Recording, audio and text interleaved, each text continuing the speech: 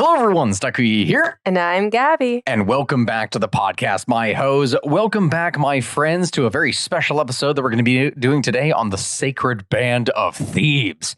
This is a topic that has been requested by a lot of different people, so we are going to be getting into it. Mainly but before me. we do, okay, yes, I know that. I know you've been wanting it here because every single time we talk about any kind of joke with ancient Greece, what is it that you say, Gabby? Well, here's the thing, though.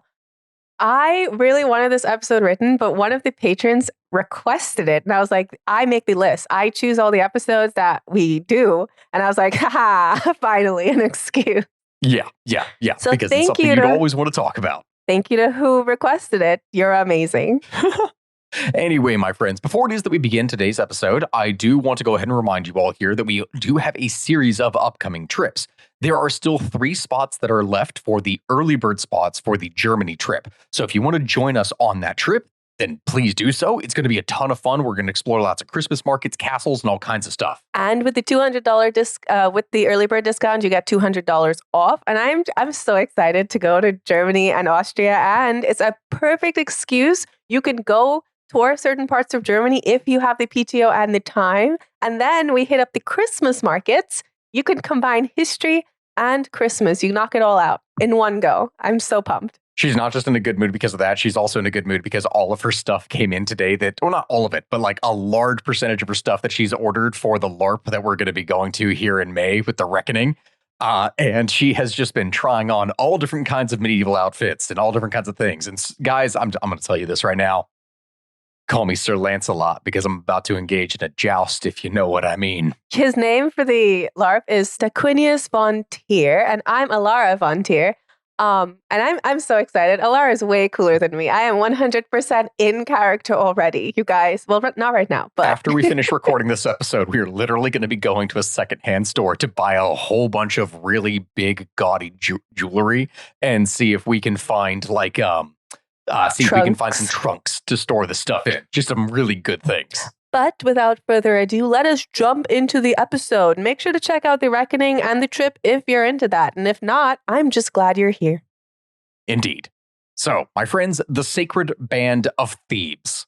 For anyone who isn't aware of what it is that we're talking about, this is an elite unit of the Theban army. Something that was supposedly, if the stories are to be believed, and mind you, when I say this, a lot of the stuff is going to be something that is arguably politically charged in today's day and environment. So take what you hear with a grain of salt, but also think about something that really needs to be talked about and addressed because it's a really interesting concept. So the Sacred Band of Thebes, as I said, was an elite unit of the Theban army and was comprised of 150 gay male couples. 150 couples, so 300 men? So 300 men in total, yes. Now, the Sacred Band was something that was deployed early in the Boeotian War in 378 BC under the command of Gorgidas, but it would become famous for their participation in the Battle of Lucretia in 371 BC. They would remain undefeated until the decisive Battle of Carnarea in 338 BC, when the Macedonians under Philip II and his son, a very young Alexander the Great, who I believe at the time was only like 18 years old, would crush the combined forces of Thebes and Athens, and that would basically spell the end of Greek independence. The Sacred Band would fall together as a single unit, and according to Plutarch, were mourned by Philip II of Macedon himself as valiant warriors. They would later become legendary figures that would exemplify courage and military strength. Now, when we talk about this, I said from the very beginning, 150 gay couples. This very famous troop of heroes is oftentimes passed over in varying different discussions of history. It's talked about a lot now in today's modern day and age, but for most of time when talking about Greek history, because of their sexuality, this concept of a victorious gay unit, of like all of these gay warriors, that is at odds with many of the views of people even to this day, and it's not something that people go into nearly as much. But when I say that, I need to go ahead and specify first and foremost when I use the word gay. We are not just meaning homosexual, and it's a weird thing to say. There's this very common joke on the internet, and I myself am very guilty of this. Gabby, you are guilty of this. Everyone is guilty of this when talking about like things on like, talking about the ancient Greeks and like the stuff that they were into, you know exactly what it is that I'm referring to. Well, yeah, everybody talks about it. Yeah. Yeah. It's a common joke, but it's more complex than that. It's not true to say that the ancient Greeks were gay. At least they were not gay in the modern standard of the word. And also, when we say Greece and like ancient Greece, Greece was not a unified country. That wasn't a thing 2,500 years ago. There were quite literally hundreds, thousands of different little city-states, all with their own social and cultural norms, with different views on the subject. It is not a unified concept, but in parts of ancient Greece, this did exist. And it would take the form, most commonly, of pederasty, which I need to go ahead and explain that. Pederasty is an ancient Greek form of interaction in which members of the same sex, as in male, this was very uncommon or like just not written down or talked about at all when it comes to females, in which these males would partake in the pleasures of a intellectual and or sexual relationship. So intellectual, like they're talking geography, religion, Yes. philosophy. Yes. So just their homie that they share interests with. Young homie. Oh. Yeah. So it was like younger. So it'd be an older man with a much younger boy, essentially. Essentially, think of it like a student-teacher relationship with sexual favors that are being traded. That's really confusing. Yes, the ideal relationship that they're talking about here. And when I say ideal relationship in ancient Greece, this is specifically among very certain city-states. Like it was commonly associated with the Athenian elite. Not the common folk, not the average everyday person. This is something that would be associated with specifically more of the elite people in society. The ideal relationship would involve an erastes, which is an older male, usually in his mid to late 20s, and an eromenos, which is a younger male who has passed puberty or like is in puberty, usually no older than 18. Usually. The age difference between the erastes and the eromenos was of the utmost importance to the whole scheme of this pederastic relationship, because the power dynamics would involve such a thing that the erastes was always supposed to be in control. It was always supposed to make sure that he would have his dignity as a fully functioning member of Greek society, while the eromenos was the young boy that would grow up under the leadership and tutelage of that impressive, good citizen. And from that, he would also be able to become a great citizen when he reached adulthood. Both people in an ideal pederastic relationship would have also practiced great restraint. Like we say this as something that we talk about sexuality, but this is not something where someone was supposed to be preying on young boys. That is not the case. There were people that did do that, and they are written about specifically as being something that is shameful, that they lose themselves to their passions, that they have corrupted the ideal form of love. So that is where that idea comes from. The eromenos was also supposed to show restraint by not immediately giving in to the older man's sexual desires. So you can't just be you can't be actively seeking it. So it's not like a hookup. No. So it's like if you wanted to associate it with modern ideas of sexuality and what people would do for, say, I don't want to get into socioeconomics or any of these varying different types of factors, but modern hookup culture or anything like that, this is not the same thing. So it would be more of like a deep, meaningful relationship formed over time that eventually leads into a potential sexual relationship. Yes. Well, when we say potential, it was definitely. It was almost definite that it was something that was going to be happening. If you wanted to associate with anything, because the whole thing is actually quite creepy, especially considering looking at modern standards, it was grooming. This was literally grooming. You were, as a young Greek boy, being groomed into two things. One, you were being groomed specifically on the sexual sense. And two, you were groomed in the more positive citizen sense. Like you were being groomed as a upstanding member of society. Or at least that was the idea. It was both. It was teacher and lover. It was everything. So ideal relationships were something where the relationship was supposed to directly benefit Greek society. And again, another big difference is that with it being a older male and a younger male, The older male was supposed to teach the younger one about Greek politics, military life, social gatherings, everything. It was supposed to be more of a teacher than a physical lover. But the lover part was definitely very important to that.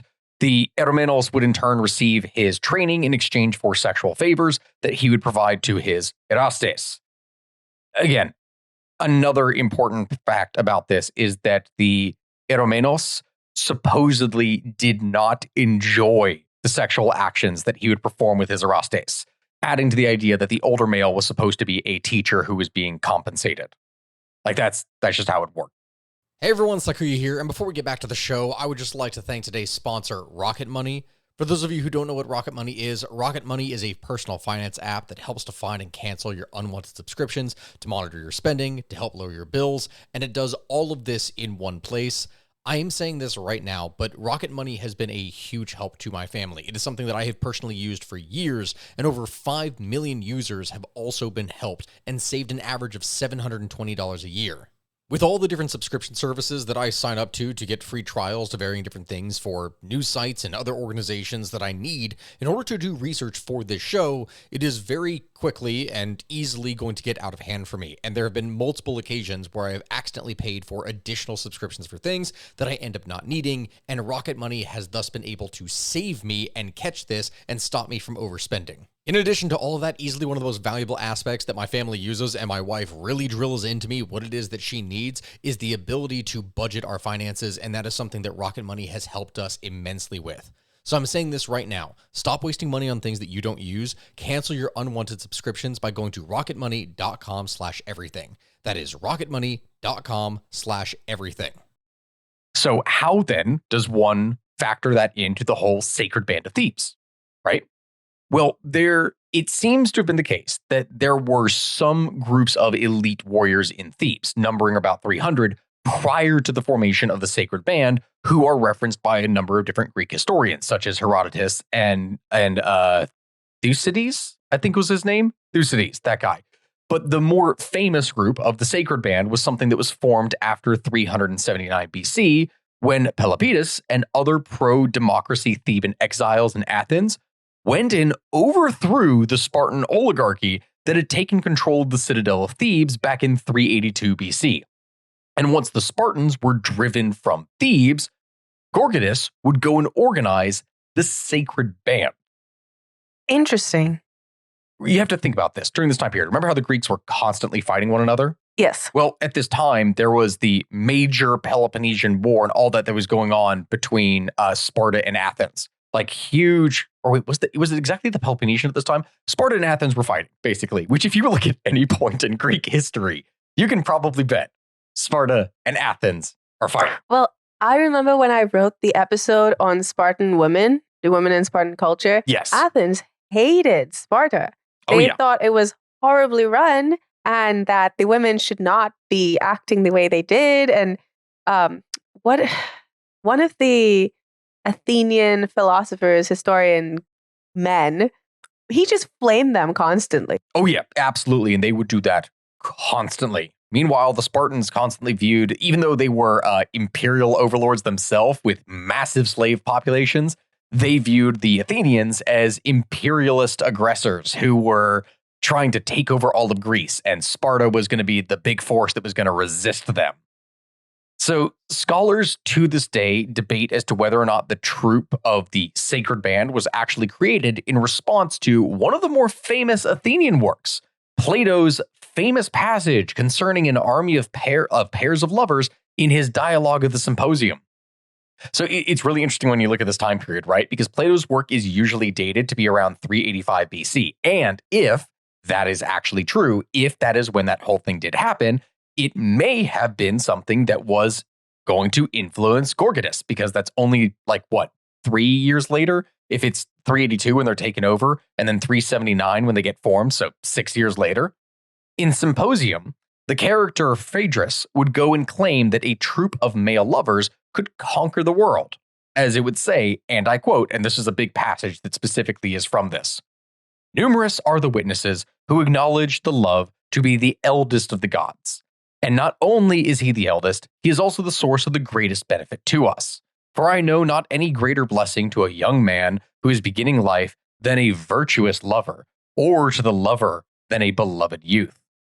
For the principle which ought to be the guide of men who would nobly live at principle, I say, neither kindred, nor honor, nor wealth, nor any other motive is able to implant so well as love. Of what am I speaking? Of the sense of honor and dishonor, which without which neither states nor individuals ever do any good or great work. And I say that a lover who is detected in doing any dishonorable act or submitting through cowardice when any dishonor is done to him by another will be more pained at being detected by his beloved than being seen by his father or his companions or anyone else.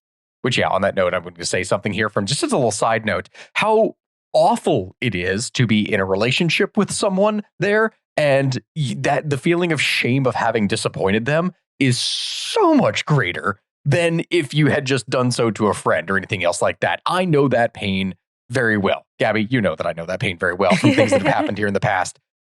The beloved, too, when he is found in any disgraceful situation, has the same feeling about his lover. And if there were only some way of contriving that a state or an army should be made up of lovers and their loves, they would be the very best governors of their own city, abstaining from all dishonor and emulating one another in honor. And when fighting at each other's side, although a mere handful, they would overcome the world. For what lover would choose rather to be seen by all mankind than by his beloved, either when abandoning his post or throwing away his arms? He would be ready to die 1,000 deaths rather than endure this. Or who would desert his beloved or fail him in the hour of danger? The verest coward would become an inspired hero, equal to the bravest at such a time. Love would inspire him. That courage which, as Homer says, the god breathes into souls of some heroes, love of his own nature infuses into the lover. Love will make men dare to die for their beloved love alone, and women as well as men. So from that, it's a long passage, and I know that I read through a lot of that with here. It is literally saying that if you had pairs of lovers, they would basically be invincible because they would go to the greatest of lengths in order to make sure that they didn't disappoint the other. They both would hold each other accountable, honorable, everything. I mean, in theory, they're not wrong. In theory, in a perfect world, they are right. But also, how many times do we think about things where there's a couple and they love each other, but they are corrupt or terrible individuals when it comes to talk about governance or other things? Well, yeah, but not only that, where were they going to find that many men with those exact same principles, morals, and were in a relationship? That was the idea behind pederasty. It was the idea of you have a virtuous man who is quite literally grooming a young boy into the next stage of citizenship. So, like, to become him later on. Yes. Interesting. Yes. Which, of course, implies that you're going to have a good man in the first place to do this, and not one that is going to specifically prey on people for their bodies, but that also did happen. So it had to be an intellect, someone who was intelligent, cared about their country, was a decent leader in the community. Okay, that makes a lot of sense. So there were warrior standards, philosopher, so to speak. There were standards. It wasn't just any guy. It wasn't just some guy. It was the best of the best. Correct. And that is what was expected to happen. And again, everything that we're talking about here is the ideal relationship. Doesn't mean every relationship was like that. It doesn't even mean the majority were like that. We have literally no way of knowing. We just know that this was the idealized version of what it is that they wanted. So it's entirely possible when we talk about this, that this was inspired, or that the Sacred Band was inspired by these writings. We literally do not know. We have no proof of it. It is entirely possible that there was an earlier unit of exclusively gay lovers, but we don't know about it. The Sacred Band was simply the most famous grouping. The paradigm was considered an important aspect of the agoge, which is, remember when we talked about the whole thing with the Spartans, the Spartan education program? That is something that was supposed to produce insanely great warriors. And another thing that people don't really talk about because they like to associate this with Athenian elite. The Spartans definitely practiced this. The whole point of young boys at the age of 7 going off and joining this military encampment where they're being basically brutally tortured and broken into becoming amazing warriors and citizens of Sparta, they also were subjected to the same type of grooming under Spartan, like proper military men, because they were supposed to be developed into Spartan warriors. That was the point. That was a crucial part of the whole system. Its value was also recognized by a number of other city-states, but these are two of the most famous examples. Really, there is no information on why the Sacred Band was formed when it was, but it is thought that the whole thing was, again, in response to the Spartan aggression that had taken control of Thebes, as well as other city-states, circa 382 BC. And Plutarch would give one of the most complete accounts of its creation and all the personnel and the people that would be in it. But admittedly, when we talk about this guy is literally writing about this 400 years later. So we cannot distinctly say that this is true. This is just the writings of a writer 400 years later, based off the writings of other writers that have long since been lost, that we literally don't have anymore. Maybe he was just one of those guys that deep dives into prime resources and he was like, wait. You know what I'm saying? It happens all the time on YouTube. Yeah. Yeah, it very well could. What is his name? Metatron? Metatron, yeah, Metatron does a lot of really good dives. Maybe Plutarch was Metatron. Plutarch is easily one of the most valuable ancient history sources that we have from this time period. And it's just like, you would study his work, especially as a history major in college. Like, you would study this work a lot. And then you would understand as time went on from historiography, it's like, you look at it, oh, wait, hold on. He was hundreds of years after this event, and we literally have no proof of any of it happening. It was his hyperfixation. Yeah. It was his Roman Empire. Yep. So the Sacred Band, we are told, was first formed by Gorgidas of 300 chosen men to whom the city would furnish exercise and maintenance. These are all the words that are coming here from Plutarch. And whom encamped in the Cadmea, which is the citadel. And for which reason, too, they were called the City Band. For citadels in those days were properly called cities. But some say that this band was composed of lovers and beloved. And a pleasantry of Pomenis is cited in which he said that Homer's Nestor was no tactician when he urged the Greeks to form in companies by clans and tribes, saying that, quote, that clan might give assistance unto clan, and tribes unto tribes, since he should have stationed lover by beloved. For tribesmen and clansmen make little account of tribesmen and clansmen in time of danger, whereas a band that is held together by friendship between lovers is indissoluble and not to be broken, since the lovers are ashamed to play the coward before their beloved, and the beloved before their lovers, and both will stand firm in danger to protect each other. Nor is this a wonder, since men have more regard for their lovers, even when absent, than for others who are present, as was true of him who, when his enemy was about to slay him where he lay, earnestly besought him to run his sword through his breast, in order, as he said, that my beloved may not have to blush at the sight of my body with a wound in its back. Like, literally, all the stuff is being said for it here. This is just going into that whole situation about not wanting to shame yourself before your lover, so you're not going to turn around and run. If you're going to die, you're going to do so facing the enemy, so that your lover won't cry about seeing you shame yourself by being stabbed in the back trying to run away. And of course, he then goes and talks about it being inspired by Hercules and other famous individuals from Greek mythology and lore. And yeah. Gorgidas would choose the 300 handpicked men for their skill and reputation as warriors without regard to their social class. And he would first lead them into battle during the Boeotian War, which would take place from 378 to 371 BC, which had broke out shortly after Pelopidas and his colleagues would reclaim Thebes from Sparta.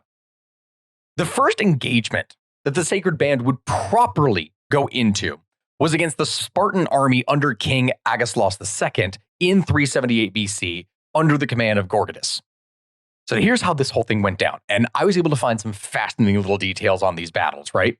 In the summer of 378 BC, Agesilaus would lead a Spartan expedition against Thebes from the Boeotian city of Thespiae, which was then at that time allied to Sparta. The Spartan forces were held up for several days by Theban forces that were manning some earthen stockades at the perimeter of the Theban territory, and the Spartans would eventually manage to breach the fortifications and would enter into the Theban countryside, devastating their fields in their wake, because this was the act of total war that would be done at the time. You can't have an army that marches on its stomach if there is no food to feed said stomach. So although the Athenians had by this time joined the Theban forces, they were still outnumbered by the Spartans. And with the fall of the stockades, they were left with basically two different kinds of choices. Either they could go and retreat all the way back to Thebes and its defensible walls, or they would be able to hold their ground there and face the Spartans in the open field, which is not something that any Greek city-state ever wanted to do because it was the Spartans in an open field battle. That was a very risky thing. But still, they actually ended up choosing the latter option.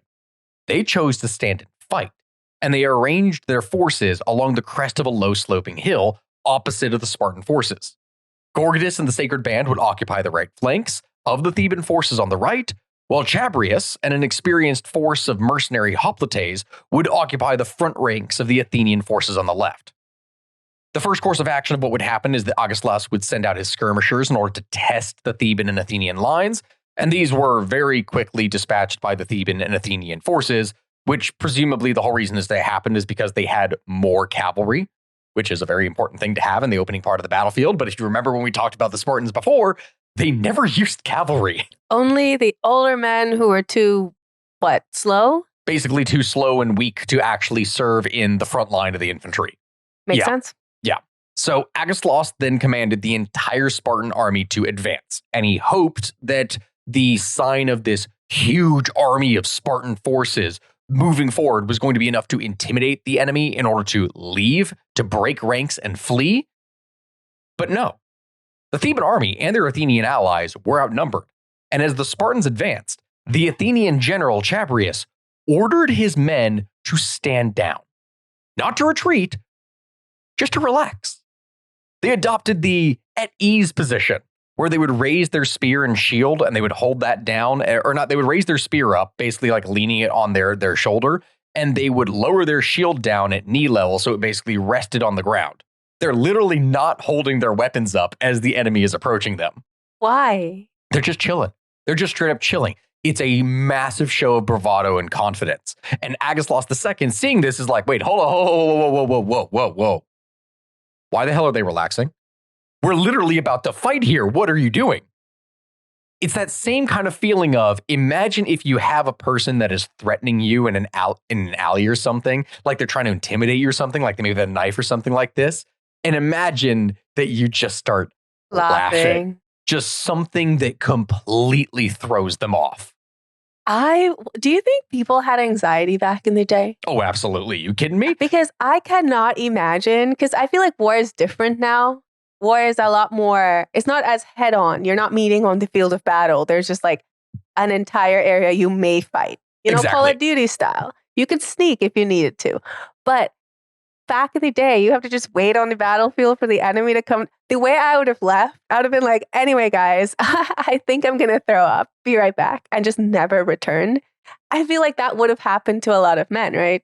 Oh, yeah. Well, I mean, for some it did, especially going into later time when they weren't professional warriors. And I say this, they were still citizen warriors when it comes to Greece.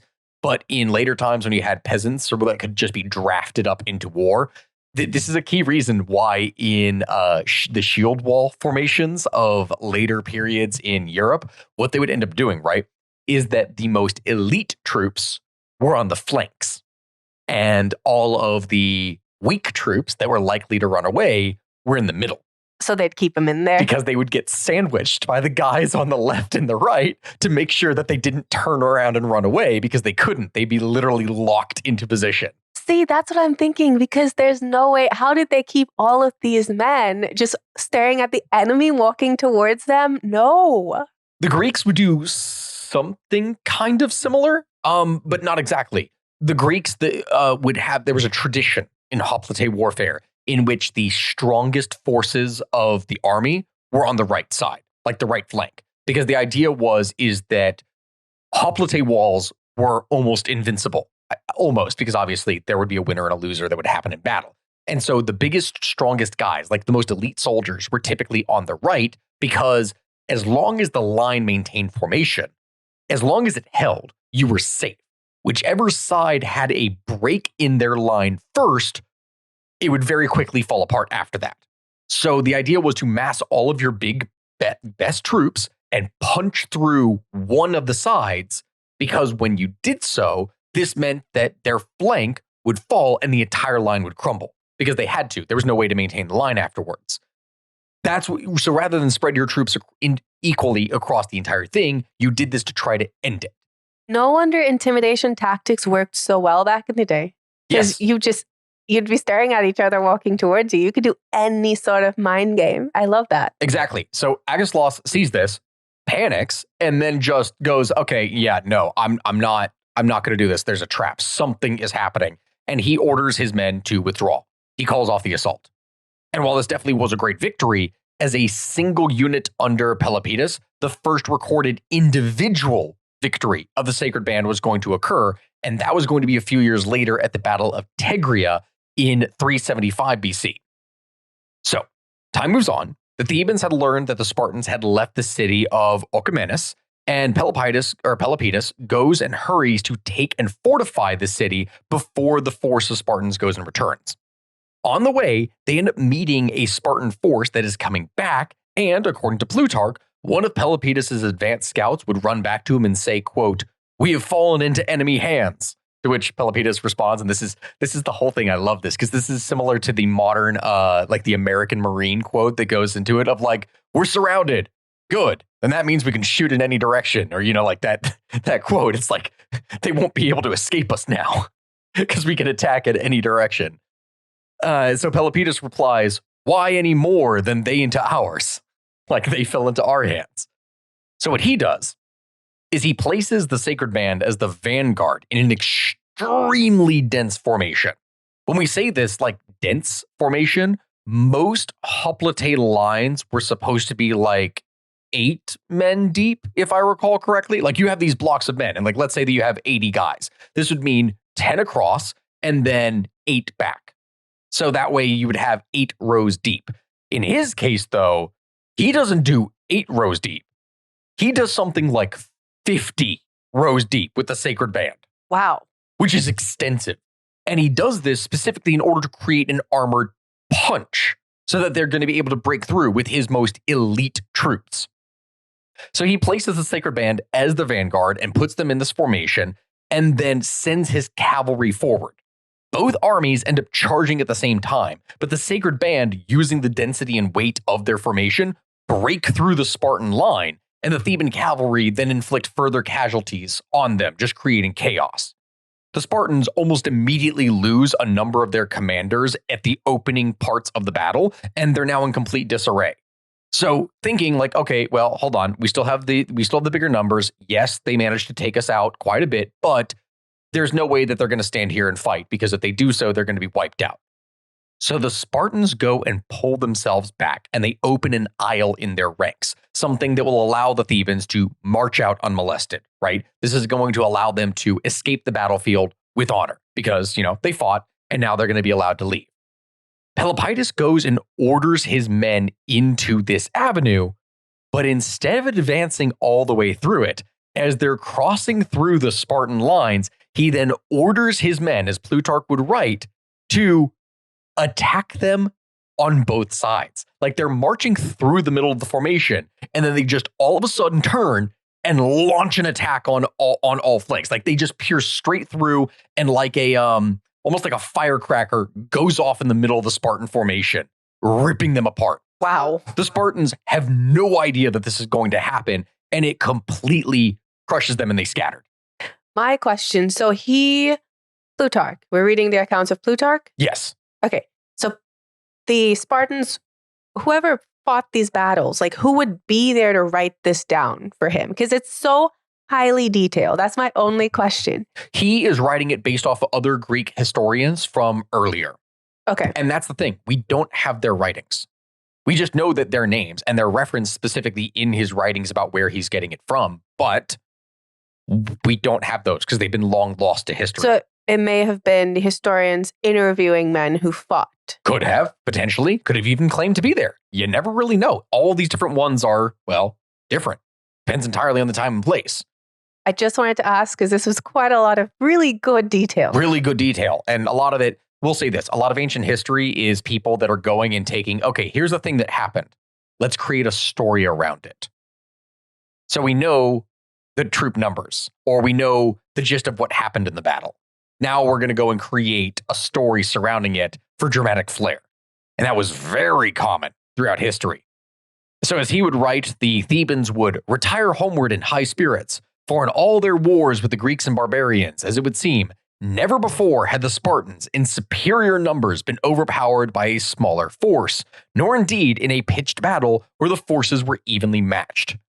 The Sacred Band, from beating the Spartans in this scenario, had established their reputation as the greatest warriors in the Theban army, and in defeating the Spartans, arguably the greatest fighting force in all of Greece at the time.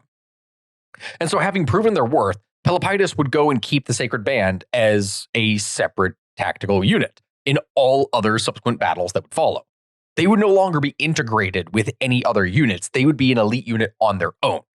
And this battle, while minor, was remarkable for being the first time that a Spartan force had been defeated in pitched battle. Because, yes, they had been defeated before, but never in a situation in which they outnumbered the enemy. Like, that was insane. They were the most elite troops in all of Greece. How could the superior force with greater numbers lose? Well, they did here. And that would cement the Theban reputation and leave a deep impression for Greeks everywhere. It would boost the morale among Boeotians. And this reputation was only something that would go up further through their actions at Leuctra. So shortly after this, the Athenians would initiate the Common Peace of 375 BC, something that would stop all the Greek city-states from fighting each other. According to another historian, Xenophon, they were alarmed at the growing power of Thebes and weary of fending off Spartan fleets alone, as the Thebans were not actually contributing any money to maintaining the Athenian fleet. However, this peace very quickly broke down in 374 BC when the Athenians and Spartans immediately ended up resuming hostilities, because there's never going to be any peace between the Athenians and the Spartans. During this time, Athens actually became hostile towards their former allies, Thebes. They didn't like how, while Athens and Sparta were busy fighting each other, Thebes had resumed its own campaigns against pro-Spartan Boeotian cities. Thespiae and Tanagra were both subjugated and formally would become part of the re-established Boeotian Confederacy, and Theban power was on the rise. So in 371 BC, there was another attempt to revive the wider peace in order to curb the rise of Thebes. The Spartans would send a large force that was led by King Cleobrotus I, which at this time, I know that it's different from the Agislos guy. Sparta, for anyone who hasn't seen any of the previous stuff that we've talked about here, they actually had a very interesting system that was not a monarchy, it was a duarchy. It was a system in which there was actually two kings, one that would govern things at home while the other was away at war, and then they would kind of switch back and forth between that role. So you had a domestic and a military king, but both served the same role, one for each at any given time. It was a very, very interesting system. So this was a force was sent by King Cleombrotus I to Phocis, ready to invade Boeotia if the Thebans refused to attend the peace conference or accept its terms. And that is going to bring us back to the Sacred Band of Thebes, and a very interesting little detail that we're going to talk about here. So Pelopidas, the leader of this force, had long been friends with the philosopher general, and I'm going to butcher the name of this here. All right, Gabby, do you want to try reading it here? I'm going to try doing it myself. Epaminondas.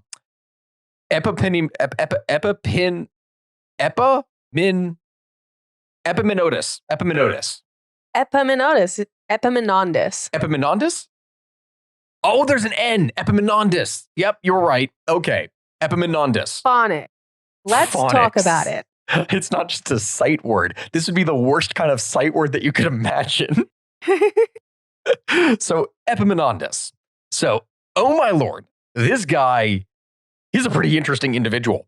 It is fascinating, really, because the relationship that is noted by historians between Pelopidas and Epaminondas is very unlike other generals of the time.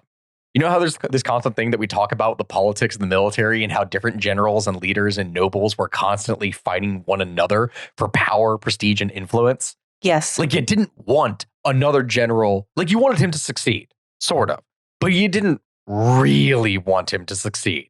Of course not. Because the more that general succeeds, the more power and prestige and influence they're going to have. In his case, though, Pelopidas and this guy, they were like best of buds. They constantly would support one another and didn't want the other one to fail at all. They helped each other actively, which is very rare for competing generals to do in history. And they were best friends, despite the fact that I'm guessing, mind you, that this guy freaking smelled. It's going to sound like a weird statement. I know you're looking at me funny. I'm so baffled. I'm like, yes, let's focus on the important things. So according to the stories about this guy, he was a very austere individual. He did not buy anything that was unnecessary. He is reported to only have had one cloak. That's it. Like, that's it. That's all that he had for clothing. And so he would wash it once a week. And when he would wash it, this meant that he was going to be naked. So once a week, he was confined to his house while his clothing, his one piece of clothing, was being washed and then dried. That's it. It happens. You're gonna judge. So I'm guessing that on wash day there, he probably smelled every other time besides that. So Epaminondas was elected as the Boeotarch, which is one of the 7 leading federal officials within the Boeotian Confederacy.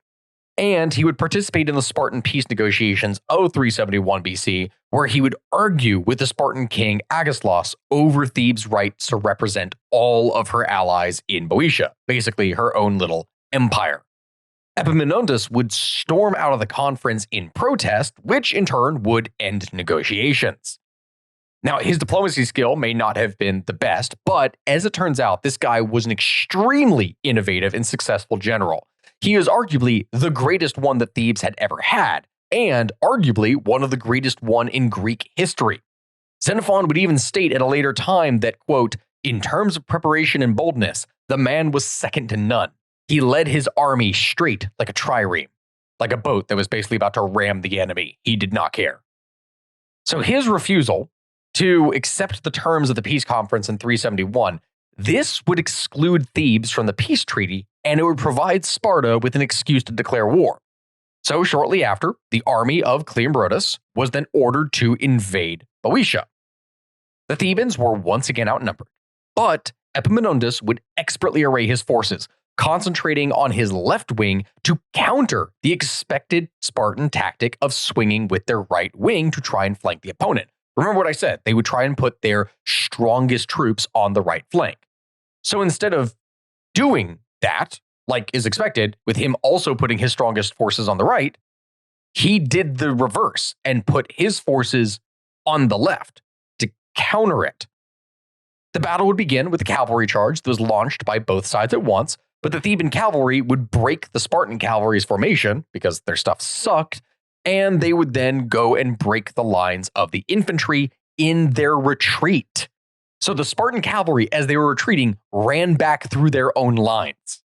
Epaminondas then ordered his hoplite phalanx on the left to move obliquely, and his forces on the right to shift left, so that instead of going in a straight line and just advancing at the enemy, they instead advanced diagonally towards the right wing of the Spartans.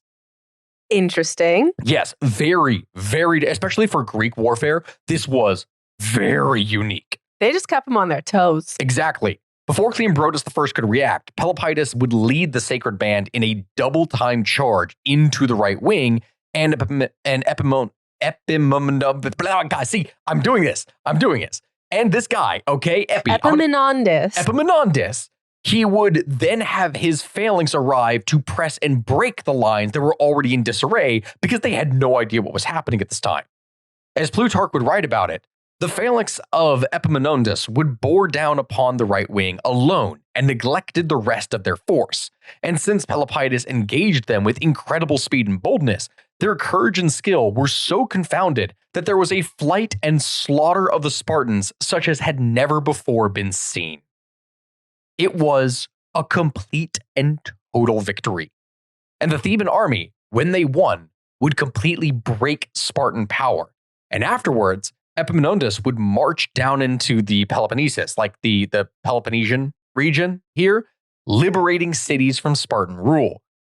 What's interesting to note is that he didn't follow the same model that a lot of other Greek commanders would follow during this time. Like normally what you would do is you'd go in, all these varying different cities, you would attack them, you would loot them, you would take their people as slaves, at least to a degree, and you would subjugate them. He didn't do that. Instead, he went in and freed them. He didn't subject them to his own rule. He let them do whatever it is that they wanted themselves. He earned fame in Greece, not as a conqueror and exploiter, but rather a liberator. That was massive.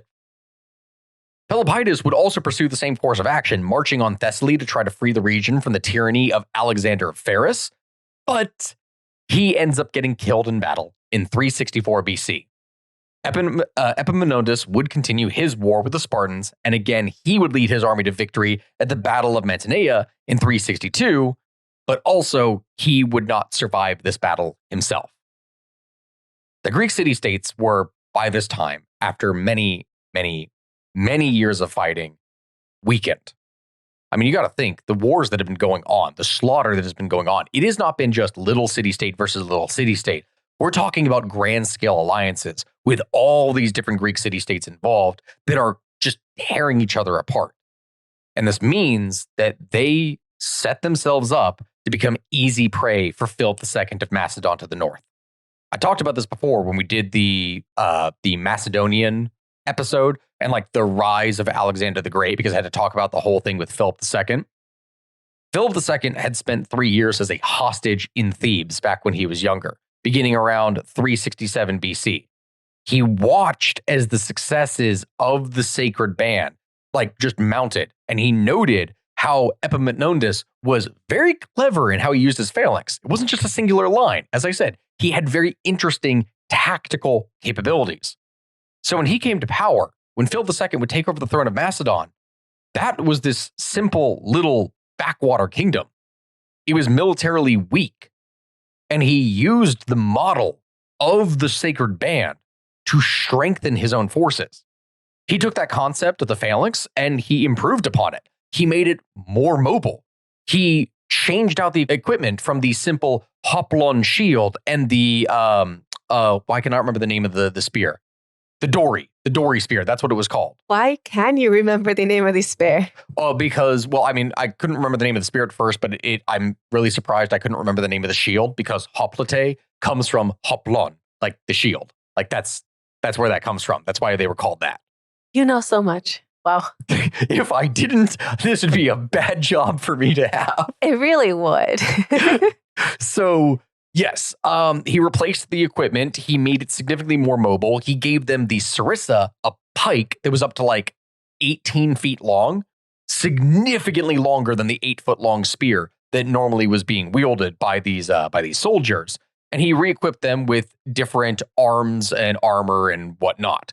The Macedonian army was essentially a modified version of the Sacred Band on a much larger scale that was trained in a much more mobile and aggressive style of war than the Greeks were normally utilizing.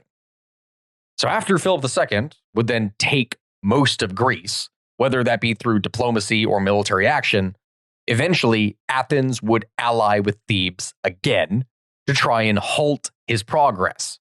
And the two armies of their combined forces would meet at Carnarea.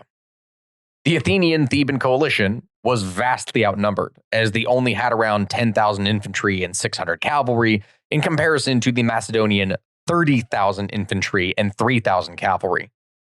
The Sacred Band was placed on the right wing, and they faced a very inexperienced Macedonian prince by the name of Alexander. You might be familiar with this guy, Alexander the Great. That doesn't ring a bell. Are you sure it wasn't Alex the Grand? Oh, yeah, just Alex, as Netflix would have us believe. Just Alex. Good old Alex. His short name, Alex, and With his Toll blonde hair and the green eyes. and Hef. The freaking names that they put in that show, man. Seriously. Wait, did they call him Alex in the show? Yeah. So they were shortening names a lot. They were shortening names. Ptolemy was called Toll. Ah, Toll. I love Toll. Like, Good old Toll. Like, what the hell, man? When the bell tolls. Yeah. Hephaestion? What did they call? How do you shorten that? Feisty? No, I'm pretty sure it was just Heth. Hef. I'm trying to remember what it is that what it is that he was called in there. I'm pretty sure it just called him Hef. Here's the bad thing. And like, I get a lot of hate and I deserve it because I was watching Alexander the Great on Netflix and I was like, this is amazing. I am obsessed. I love the costumes and the people. The vibes are immaculate. And Steve was like, this is trash. So Gabby, I don't know. Gabby, you were less focused on the battles for all that and more focused on like the hot people doing things. It was like what can I say? I love art. Artistic impressions of real life events. You know what? I can't even fault you for that because that's literally what do people go to the movies for, right? Right. I criticize, but what do people go to the movies for? That's what I think they did with Alexander the Great. I think they made like a series that the average person would watch. And yeah, it's not accurate, but who would know that? Who would know that? You and the people who listen to the podcast, but the average person watching. Because I have friends who are like, wait, who's Alexander the Great? And these are scientists. These are like smart people, but they aren't historians. They're hyperfixated on a specific thing, much in the same way as we, for anyone who's collectively been listening, are hyperfixated on very specific pieces of armor and can recognize when something was used in the wrong century. Exactly. So I think that's what Netflix does. Unfortunately for the historians, it's not the documentaries that you guys would want to see, but sometimes it's like, Correct. Other people.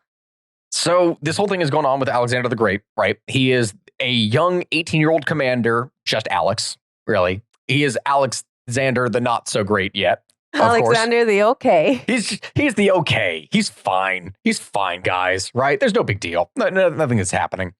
The Athenians go in charge first, and Philip II initially gives ground, drawing them further into his lines. Then afterwards, he would strike back quickly with his own Macedonian phalanx, which in turn would break the Athenian forces at the center. Alexander would charge the Sacred Band on the right as the Athenian Theban center was falling, and this in turn allowed the Macedonian forces to completely surround them. The Sacred Band at the time was under the command of a person by the name of Theagenes, about whom we literally know nothing. Like there's nothing written about him, or if there was, that has long been lost to time. They would initially hold their ground against Alexander's attack, refuse to surrender, and would continue fighting until every single one of them would fall, surrounded. Plutarch would write about this, saying, "And when, after the battle, Philip was surveying the dead, he would stop at the place where the 300 were lying, all where they had faced the long spears of his phalanx, with their armor and mingled one with another. He was amazed, and on learning that this was the band of lovers and beloved, burst into tears, saying, 'Perish miserably, they who think that these men did or suffered aught disgraceful.'" The Sacred Band, at the time, was buried on the battlefield. And later, if the history is correct, the monument known as the Lion of Chaeronea was then erected over their mass graves. Excavations of the site in the 19th century would manage to uncover the skeletons of 254 men laid out in 7 rows, which have been identified as the remains of the Sacred Band. It's interesting because when you go and look at the scans of this, because you can just literally look up skeletons at the Lion of Chaeronea, and they are buried side by side in these rows with their arms intertwined with one another. And it's fascinating, really, because there's some debate as to whether or not these bodies are actually the men of the Sacred Band of Thebes. As technically, besides this writing by Plutarch, we literally have no proof that this is actually them. But considering ancient history and how everything is kind of a story that is crafted together, I do like to think that that is at least the case. We don't know, but I like to think it. The Battle of Chaeronea would give Greece to Philip II, and the Sacred Band was never again reformed. Their legacy would continue to live on, though, as the model for Alexander the Great's army, or at least inspiration for it, something that he in turn would use to conquer almost all of the known world at the time. But if you want to listen to that episode, you're going to have to check out another thing that we put out here in the podcast, because that is the end of the Sacred Band of Thebes. Both the story and actually the end, like they died. That was way too jolly for the they died part. It's ending on a definitive note. I'm just going to say that. But thank you guys so much for listening. And please make sure to let us know what else you'd like to hear. We have so many episodes coming up. I mean, we're planned all the way out to July at this point. It is extensive. A lot. It really is. Thank you all for listening. If you want ad-free episodes, make sure to check out our Patreon. It's only $1 a month and you get extra episodes on top of which you're going to get ad-free episodes. And besides that, make sure to check out the links down in the description for everything from our travel, from coffee, from everything. All of your support means the world to us. And I really hope to see you all here again. Goodbye, my friends. We'll see you next time. Bye.